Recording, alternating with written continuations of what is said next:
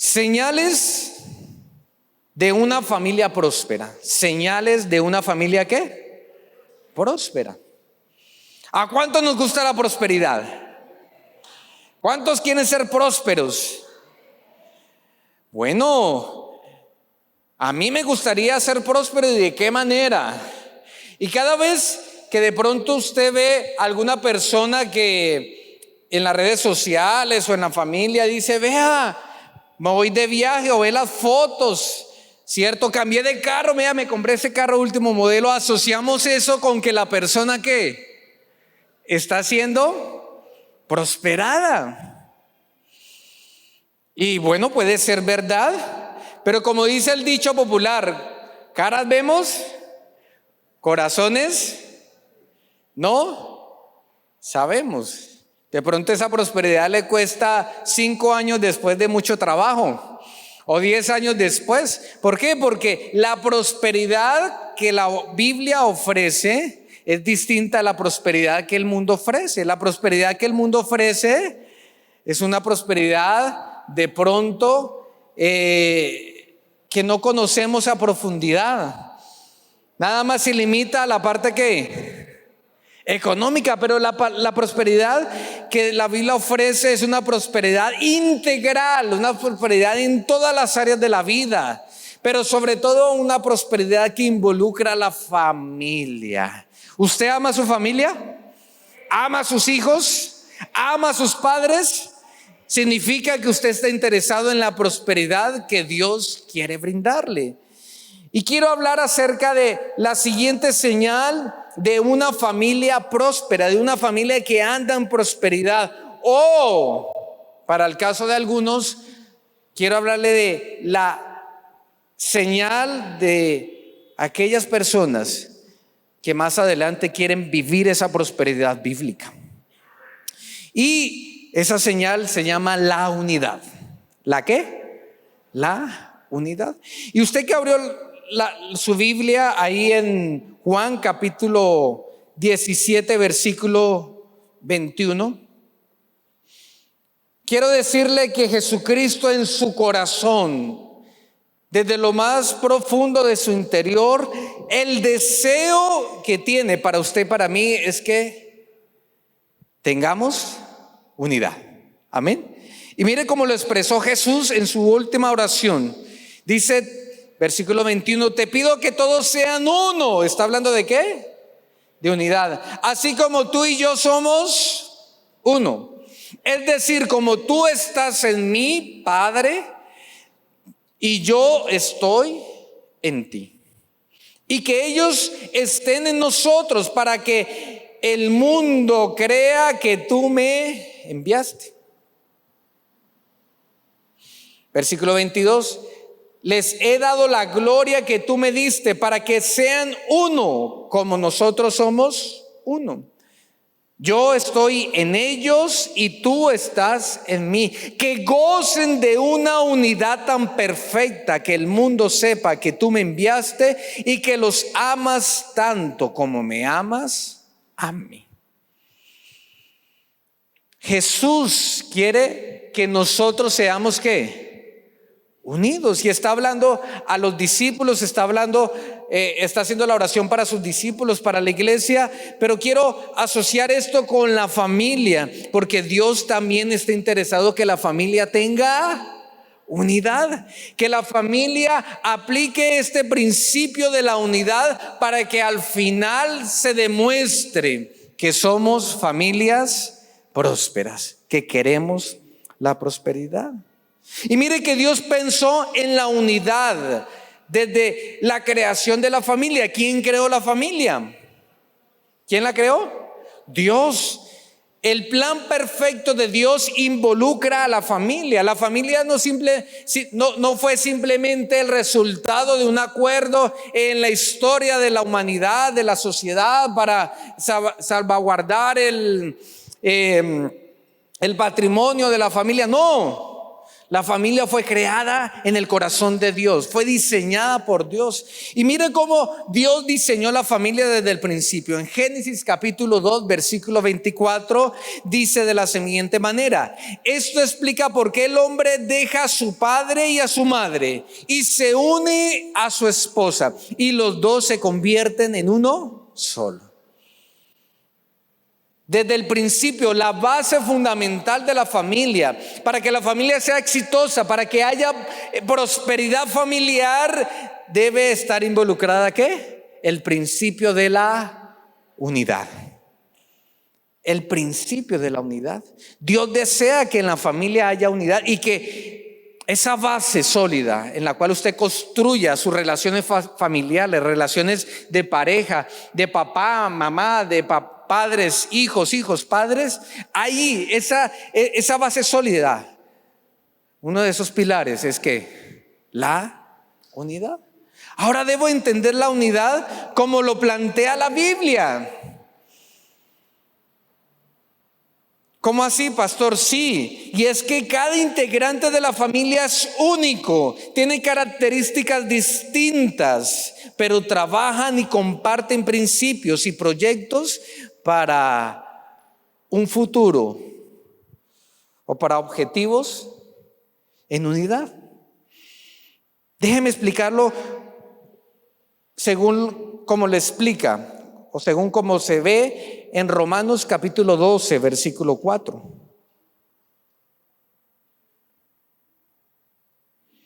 Porque la Biblia no pone a un lado el hecho de que somos distintos. No, usted es distinto, usted es un ser único y especial. Dios lo hizo con habilidades, con características distintas. Su temperamento es distinto al del otro. Y aún así, en medio de esa diferencia, Dios quiere que lleguemos a una ¿qué? A una unidad. Dice el versículo 4 de Romanos 12: así como nuestro cuerpo tiene muchas partes y que cada parte tiene una función específica, el cuerpo de Cristo también. Nosotros somos las diversas partes de un solo cuerpo y nos pertenecemos unos a otros. Dios en su gracia nos ha dado dones diferentes para hacer bien determinadas cosas. Y la unidad bíblicamente habla de que aunque somos distintos, pertenecemos y permanecemos a un solo cuerpo que se llama la iglesia. Y quiero asociar esto con la familia. Sí, aunque los hijos sean distintos, su esposo, su esposa sean distintos, vengan de un entorno distinto, tengan habilidades distintas, todos hacen parte de una sola unidad que se llama la familia. Y tienen proyectos en común a dónde apuntar. Eso se llama unidad. No quiere decir que todos tenemos que ser iguales, todos tenemos que vestirnos iguales, todos tenemos que hablar igual, comer igual. No. Porque somos distintos, nos creó Dios de una manera distinta, sino que habla de qué, de que en esas diferencias Dios quiere que seamos uno. Ahí lo dice, porque es que la unidad trae pertenencia. El versículo 5 habla de eso, dice: nosotros somos las diversas partes de un solo cuerpo y nos pertenecemos ¿qué? Unos a otros. ¿Será que hoy, en la actualidad, en esta sociedad, la familia carece de pertenencia? Como que todo el mundo anda ¿qué? Por su lado. ¿Será que nuestros hijos en la sociedad de hoy carecen de pertenencia? De pronto cuando son chiquitos están jugando y hacen daños, ¿no? Pero cuando son grandes uno ve a los hijos adolescentes sin un tris de ¿qué? De pertenencia por el hogar. Apague las luces. Eso no pasa nada. Venga, ahorre agua. Eso para qué. ¿Falta de qué? De pertenencia. Pero ahí está, si hay unidad, hay pertenencia. Somos diferentes, claro que sí, somos distintos. Le pongo un ejemplo claro. En la familia ¿cierto? En la pareja, alguno de los dos, o sea el esposo o sea la esposa, alguno de los dos se le facilita más el administrar las finanzas. ¿Sí o no? Entonces ahí alguno de los dos es muy ordenado, sabe lo que entra y sabe lo que ¿qué? Lo que sale. Se presupuesta mentalmente, tiene un cuadernito con sus apuntes, bueno, gané esto, gasté esto, ¿cierto? Pero alguno de los dos también es como un poco desordenado. Y entonces, ¿qué hizo con la plata que le di esta mañana? ¿Cuál plata? ¿Qué la hizo? No, pues ni idea, pues yo sé que gasté algo, pero ¿y cuánto le costó el mercado? Pues yo no sé. ¿Comparó precios? No, pues yo compré lo más bonito. O puede ser que llega estrenando. Uy, vea lo que compré. Me compré 2 blusas, 3 pantalones. ¿Y con qué plata? No, pues es que había una promoción y las promociones hay que ¿qué? Aprovecharlas. Porque así uno ahorra y esa otra persona que es muy organizada, pero ¿cómo se le ocurre? Si nos falta pagar esto, nos falta pagar esta responsabilidad. Ay, ¿sí ve? Siempre hay uno que más ordenado que el otro. Se le facilita. Entonces, ¿qué hacemos? Pues darle ¿qué? Las riendas económicas a esa persona. Y entonces dice el esposo, pues mi hija, como usted sabe administrar mejor y yo veo que usted le rinde la plata, pues tome la tarjeta de débito y pues me da para el bus. Ay, pastor, ¿cómo se le ocurre? No, pero es que si queremos que alcance, pues hay que utilizar los recursos de esas diferencias que hay dentro de ¿qué? Del hogar. De pronto su hijo, su hija sea un virtuoso para la tecnología y usted mande viaje y usted no se le facilita lo que se llama la ubicación espacial y usted se pierde. De pronto ese hijo le dice, no, yo me encargo de eso, papá. Saco el celular, miro el GPS, ¿para dónde vamos? Para allá. Bueno, yo le voy indicando. ¿Y qué? Utilizo ¿qué? Esas diferencias para los proyectos de la unidad dentro de la familia. O sea que cada integrante de la familia respeta la particularidad, ¿cierto? La diferencia que tiene, los talentos que tiene, pero antepone la unidad de criterio para que la familia sea próspera. O sea, somos diferentes, pero esa diferencia, esa habilidad que yo tengo, la pongo en servicio ¿de qué? De la unidad familiar. ¿Y por qué en la familia debe haber unidad? ¿Por qué debo cerciorarme de que mi familia sea una? Porque la misma Biblia nos dice en Marcos capítulo 3, versículo 25, que la familia que está dividida, o sea que no tiene ¿qué? Unidad, está destinada a desintegrarse, a acabarse. Marcos 3:25 dice, de la misma manera que una familia dividida por peleas se va a desintegrar, se va a acabar. No me acuerdo cómo dice la Reina Valera.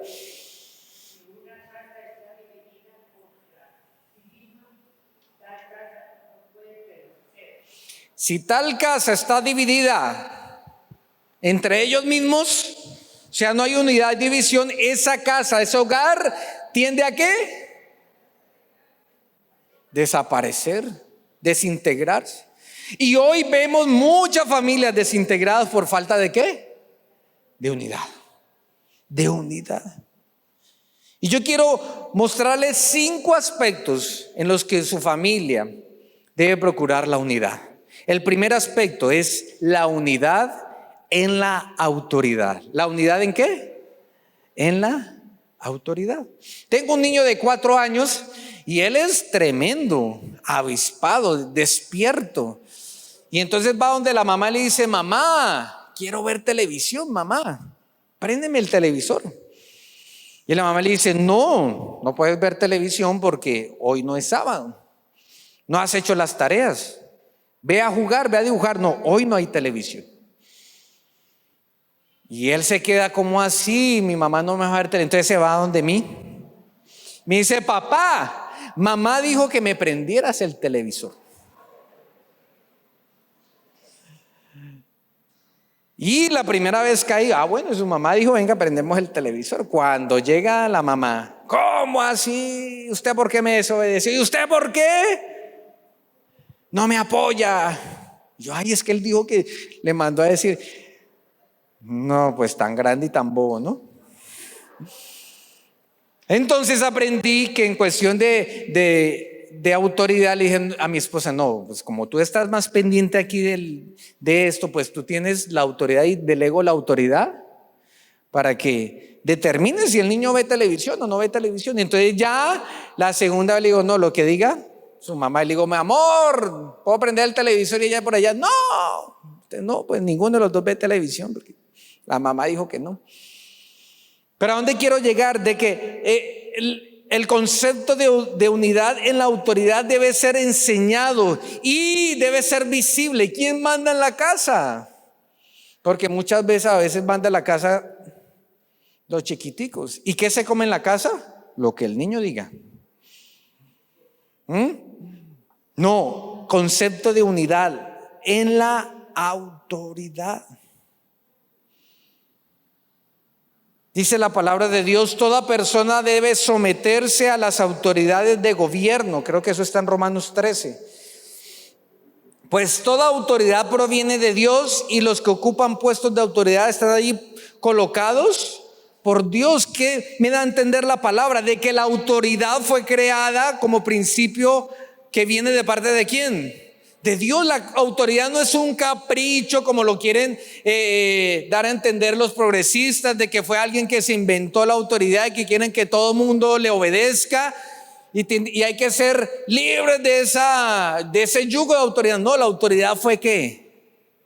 Puesta por Dios, fue instituida por Dios para mantener el orden social, pero también para mantener el orden dentro de la familia. Y puede haber dos casos: aquella persona integrante de la familia que quiere ser autoritario, o aquella persona que diga, no, vamos a llegar a acuerdos. La autoridad es el líder de la casa y Dios ha puesto esa autoridad ¿en quién? En papá y en mamá. ¿Y por qué enseñarle autoridad a mis hijos? ¿Por qué tener la autoridad en unidad? ¿Por qué? Porque esto va a traer un beneficio, y es que habrá paz y tranquilidad dentro del hogar. Usted sabe por qué hay tantos adolescentes que dentro de todo su cuadro de depresión y de inseguridad siempre llega a hacerse daño a sí mismo, porque en la casa no tienen la tranquilidad de saber quién es el que tiene la autoridad. Porque cuando usted no tiene una base de autoridad, usted vive siempre en zozobra, intranquilo, y eso trae perjuicio en la parte mental. Enséñele a su hijo la autoridad dentro del hogar, para que cuando vaya al mundo, cuando vaya a la vida real, o más bien se enfrente a la vida laboral, a la vida académica, allá afuera, no se vaya a estrellar. Porque la misma palabra de Dios dice, pues las autoridades están puestas para que el que haga el mal sea castigado. La autoridad está puesta ¿para qué? Para castigar al que ¿qué? Al que hace el mal. Y qué bonito ver familias que enseñan esto dentro de su hogar. ¿Por qué? Porque la autoridad dentro del hogar, que es usted, papá y mamá, cuando en el momento de castigar, ¿cierto? De ejercer disciplina, ¿cómo lo hace? Con amor, con respeto, ¿cierto? Amando a ese hijo. Pero en el mundo la autoridad civil, ¿cómo lo hace? ¿Será que lo hace con amor y respeto? Yo no he visto eso. Dicen, no, se va para la cárcel. O he visto la autoridad pública, la policía, ejercer el buen uso de la fuerza. ¿Por qué? Porque la autoridad está puesta por Dios ¿para qué? Para eso. Y si no enseño a mi hijo, se va a enfrentar con el dolor cuando la autoridad de afuera le exija porque está haciendo algo malo. Enséñele la unidad en la autoridad en casa y usted vivirá de manera tranquila y tendrá paz en su corazón. Porque es que qué feo es vivir con la zozobra. ¿Dónde estará mi hijo? ¿Sí? ¿Se ha visto eso? O la vergüenza, la intranquilidad. No es que mi hijo falló. ¿Y dónde está? No está en la cárcel. No es que alguno de mi familia no supo qué obedecer la autoridad y hubo una consecuencia y ahora tiene que pagar una gran multa. Ahí está. Número 2, la unidad. Hable de la unidad en la fe. Su familia tiene que tener unidad ¿en qué? En la fe. Hechos capítulo 16 versículo 31 dice: cree en el Señor Jesús y serás salvo junto con todos los de tu casa.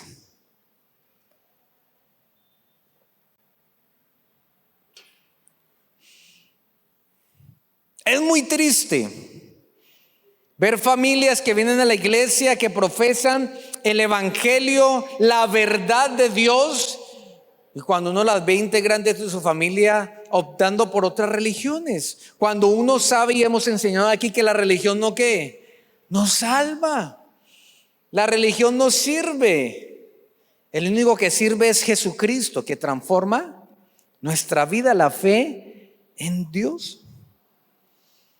Y debo hablar en los mismos términos en mi casa en cuanto a la fe. La fe, ¿qué es? Es la confianza que yo pongo o deposito ¿en quién? En Jesucristo, quien es mi Señor y es mi Salvador. Y usted me dirá: pastor, y si yo quiero enseñar esto en la casa, ¿cómo sé que lo que están enseñando aquí es la fe verdadera? ¿No? Porque ahorita hay tantas verdades. Se enseña en el mundo tantas verdades y se atreven a decir que cada quien tiene su propia verdad y está en la capacidad de crear su propia fe y creer en lo que lo que quiera. Y me dirá: pastor, ¿cómo yo sé que es la verdadera fe? Es sencillo, porque es que la fe que enseñamos aquí es una fe práctica. ¿Cómo así? Sí, o sea, se demuestra, se vive. Yo cómo sé que la fe que mi papá me inculcó desde que prácticamente estoy en el vientre de mi madre es la fe verdadera, porque en mi casa yo veo que eso es real. Yo veo que la fe que transformó a mi papá y a mi mamá, pudiendo ser violentos, nunca han ejercido esa violencia en casa y nunca he tenido ninguna situación bochornosa de violencia intrafamiliar. Nunca he escuchado a mi papá maldecir. Nunca he escuchado decir a mi papá: pues esta semana no voy para el mercado. ¿Y por qué? Pues porque el viernes me gasté la plata con unos amigos. Y como nunca he vivido eso, yo sé que el evangelio, la fe verdadera, transformó a mi papá y a mi mamá, y que esa fe que se enseña en este lugar es una fe real. Han habido problemas, claro, toda familia tiene problemas, circunstancias, pero yo he visto a papá y a mamá en mi casa orando al Señor y viendo los milagros que son reales, las sanidades que son reales. Entonces yo sé que la fe que se enseña aquí es una fe real. Yo he visto cuando mi hijo, por ejemplo, una vez mi esposa tenía un dolor muy fuerte y mi bebé de 3 años dijo: papito Dios, sana a mamá, y se sanó la mamá. ¿Por qué? Porque vive una fe real, práctica. Y en mi casa yo debo hablar, o más bien tener una unidad en la fe. En la fe. Yo no puedo jugar a la lotería, al chance, ni ver el horóscopo mientras venga a la iglesia, porque estoy no estoy teniendo una unidad en en la fe. Cultive la unidad en la fe y usted tendrá una familia próspera. Hable de la fe. Por ejemplo, enséñele a sus hijos que el domingo es en la mañana. ¿A dónde se va? ¿Al campeonato de fútbol? ¿A hacer tareas? No, el domingo en la mañana se va ¿a dónde? a la iglesia, porque es el día que Dios determinó, el día del Señor. Número 3, hable de unidad, tenga la unidad, enseñe en su familia la unidad en las finanzas. ¿Unidad en qué? En las finanzas. ¿Cómo así, pastor? Recuerdo cuando tenía más o menos 12 años que nos pusimos de acuerdo dentro de la familia para comprar nuestra primera casa, nuestro primer apartamento. Y entonces mi papá nos reunió en ese apartamento que queríamos comprar, nos arrodillamos, oramos al Señor: Señor, vamos con este proyecto de que la familia tenga una casa propia. Y en mi corazón había alegría y gozo, porque es que llevábamos 3 años aquí en Ibagué y nos habíamos trasteado como 10 veces. Y eso de trastearse de casa en casa, eso es muy aburridor. Y yo decía, no, pero cargar cajas, desarmar, armar, ay no. Entonces cuando mi papá dijo eso, yo dije, uy, qué bendición, qué rico, qué chévere. No más trasteos, vamos a tener un apartamento propio, una casa propia. Y bueno, y oramos, pusimos el proyecto delante del Señor. Y al día siguiente me levanté al colegio y le dije, papá, deme para el descanso. Y mi papá me daba una mesada muy, pero muy generosa. Yo era el chico del colegio que decía, pidan lo que quieran, háganle, que hay plata. ¿Qué quiere? Gaseosita, bueno, gaseosita hay. Papita, bueno, hágale que hay plata. Cuando mi papá me dice, tomen. Y yo veo, papá, pero es que los transportes y para la lonchera, no hay para la lonchera. Madrugue y hágase un buen desayuno. Pero papá, ¿qué pasó? Y me dijo, ¿se acuerda ayer que oramos por el proyecto? Bueno, toda plata que se pueda ir para comprar la casa, en eso se va a invertir. Eso se llama unidad ¿en qué? En las finanzas. Y usted tiene que cultivar eso en su familia. Dice primera carta a Timoteo 5:8, aquellos que no sostienen a su familia, a sus familiares, especialmente los de su propia casa, han negado la verdadera fe y son peores que los incrédulos. Entendí que la unidad familiar tiene que tener unidad financiera, o sea, debe ser transparente. ¿Hacia dónde van los recursos? ¿Van hacia dónde? Hacia donde el líder quiera encaminarlos.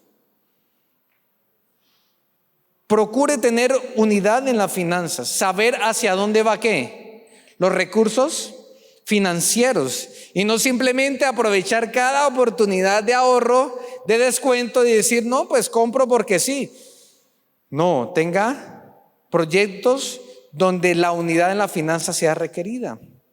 Número 4, usted debe enseñar la unidad moral, la unidad en las relaciones y en la moral. Tenga unidad en la moral y en las relaciones. Segunda de Corintios, capítulo 6, versículo 14, dice, no se asocien, como dice la Reina Valera, no se unan en yugo desigual. Usted lo ha leído, ¿cierto? No se unan, no se asocien íntimamente con los que son incrédulos. ¿Cómo puede la justicia asociarse con la maldad? ¿Cómo puede la luz vivir con las tinieblas? ¿Qué armonía puede haber entre Cristo y el diablo? ¿Cómo puede un creyente asociarse con un incrédulo? ¿Y qué clase de unión puede haber entre el templo de Dios y los ídolos? Pues nosotros somos el templo del Dios viviente. Y nos está hablando aquí de la unidad moral. Usted debe tener reglas claras en la parte moral dentro de su familia, exigiéndoselas a sus hijos, pero también exigiéndoselas para usted mismo. Por ejemplo, le pongo algunas muy claras. En esta casa no se dicen palabras obscenas. ¿Eso es una qué? ¿Unidad qué? Moral. Me acuerdo la primera vez que yo dije una grosería. Adolescente, estaba en la pubertad y usted sabe, como buen puerto, pues tenía la cara un poco deformada por el acné. Invité a mis amigos de la iglesia a la casa y ellos fueron a la casa y jugamos. Y se me dio por decir la palabrota, aquella enfermedad venérea que se malutiliza para denigrar de otra persona. Y mis amigos la escucharon y ellos, pues no les pasó nada. Pero la escuchó mi papá.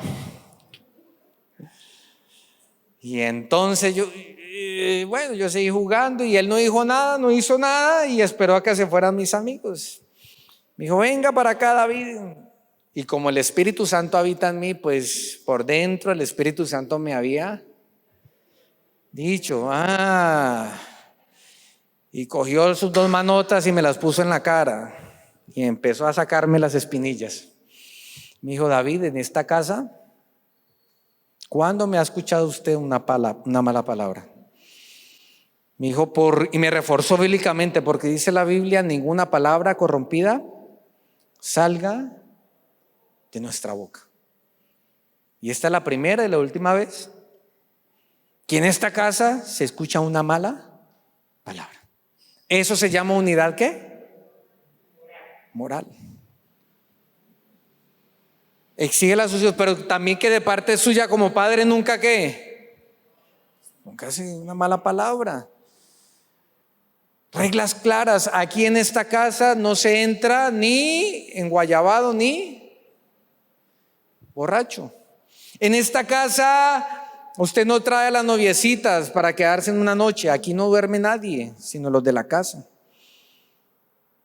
Yo lo experimenté. Mi papá nunca me dejó quedarme en la casa de un compañero para hacer un trabajo. Uy, pero usted y su papá era como riata, ¿no? Pero ahora que soy papá entiendo por qué. Pero papá, es que voy a hacer un trabajo del colegio. ¿Qué hago? Vea, estamos hasta ahorita en la mitad. No, señor. Yo voy por usted a la 1 de la mañana. Pero papá, ¿qué se va a poner a venir? No, señor, a la 1 estoy allá. ¿A qué horas termina? A esa hora estoy allá.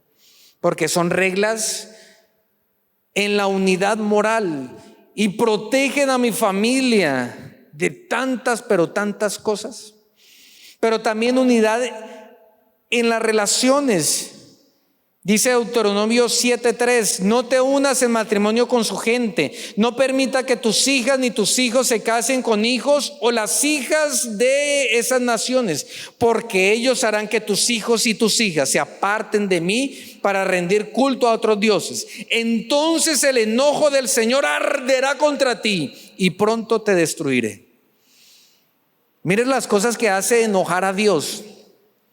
Explícitamente dice la palabra de Dios. ¿Qué hace enojar a Dios? Que usted como padre permita que sus hijos tengan relaciones malavidas. Claramente. No permito que usted como papá cristiano entregue a su hijo a una relación con una persona que es inconverso. Porque eso me hace enojar y de seguro que voy a destruir tu familia. Uy, pero Dios es así, si Dios es Dios de amor, quiere protegerte, pero también Dios cuando habla ¿con qué? Con autoridad.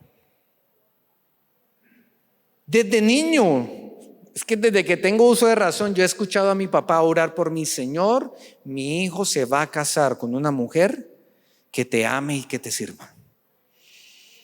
Y cuando yo crecí, escúcheme bien, y llegué a la adolescencia en el colegio, pues sí, yo soy bajito, gordito y feíto, pero las muchachas se fijaban en mí. Y mis amigos del colegio me decían, pero Perilla, camine y jugamos al escondite americano. Esos eran los juegos de ese tiempo. Al pico botella, ahorita eso se puso más pesado. Y yo decía, no. Pero ¿por qué no se cuadra con la muchacha? Vea, esa compañera del colegio está bonita. Yo no. A tal punto que al final me decían, es que usted es como homosexual. Pero ¿sabe por qué no lo hacía? Porque desde niño me dijeron, no vas a tener una relación emocional con una persona que no comparta la unidad ¿qué? Moral, la unidad de fe. Y la ley perilla, que muchos de los que estamos aquí entendemos que es eso, pues antes de los 18 no tenía la posibilidad de tener novia, una relación sentimental. Y eso me cuidó a mí, me cuidó. Entonces tenga unidad ¿en qué? Una unidad moral y una unidad en las relaciones. Y verá que su familia va a ser próspera. Y que sus hijos vean que sus amigos son amigos ¿de quién? De la iglesia. Que sus hijos vean que la amiga de mi mamá no es esa amiga chismosa, no, sino es esa amiga que va a la casa y que se ponen a orar, que hacen deporte. ¿Amén o no amén? Y no esa amiga que va con el cigarrillo o va ofreciendo siempre licor y que hace a mi papá y a mi mamá caer en eso.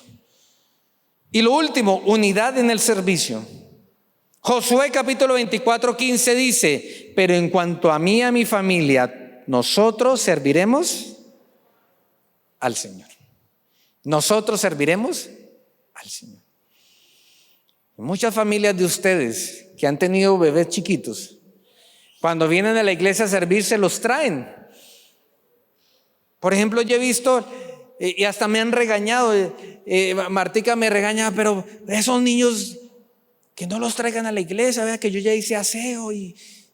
Pero a mí me da satisfacción de que los dos papás sirviendo en el púlpito y los niños ahí en el templo, y los niños están desde pequeños guardando en su corazón que el servicio se hace en familia.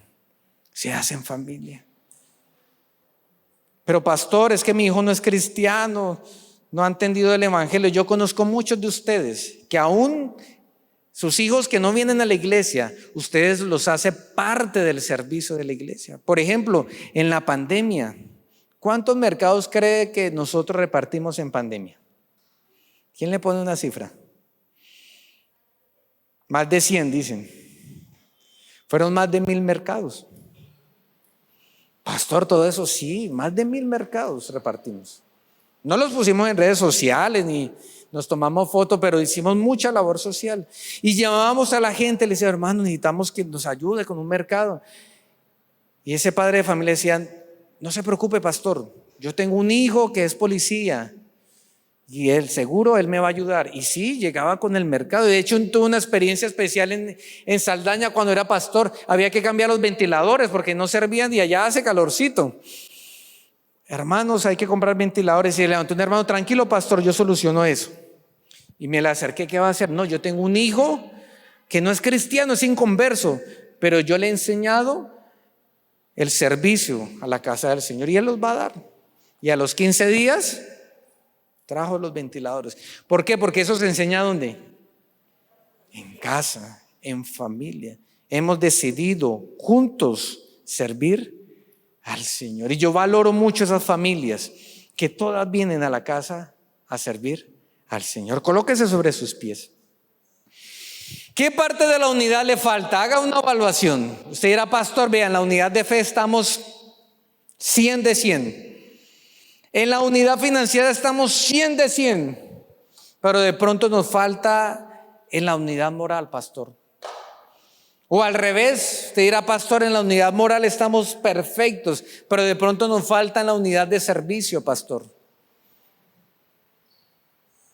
Y según esa evaluación que el Espíritu Santo le lleve a hacer internamente, cierre sus ojos y ore al Señor. Y dígale: Dios, quiero que mi familia sea próspera. Quiero que haya prosperidad en mi familia, Señor. Ayúdame, Dios. Ayúdame, Señor, a enseñar la unidad, el principio de la unidad, Dios mío. Que mis hijos no se salgan, Señor, de mi cobertura. Que yo no me salga de tu cobertura, Señor. Que siempre haya, Señor, la unidad, Dios, en la autoridad, Dios. Que sea visible, Padre, este principio de la unidad en la autoridad, Dios mío. Que mis hijos vivan y duerman tranquilos de que hay un papá y una mamá que en autoridad los protege, Señor. Que no manden, Señor, y no ejercen autoridad agentes externos, Dios, los tíos, los sobrinos, los compañeros de trabajo. No, Señor, sino que internamente en mi familia reconozcamos quién es la autoridad, esa autoridad que proviene de ti, Dios. Ayúdanos, Señor. Nuestra familia, Señor, está en peligro, Dios.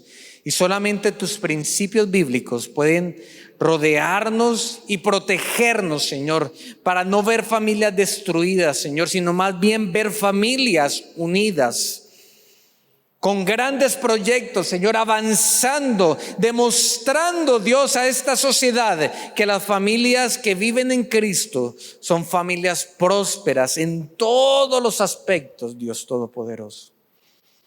Oro por aquellas mamás, papás que están orando, Señor, por sus hijos, Señor, que claman a ti, Dios. Oro, Señor, por estos hijos que claman por sus padres, Dios, para que vuelvan a tus caminos, Jesús. Y trae la prosperidad, Señor, esta prosperidad integral que tú prometes en tu palabra. Gracias, Señor, en el nombre de Cristo Jesús. Amén y amén.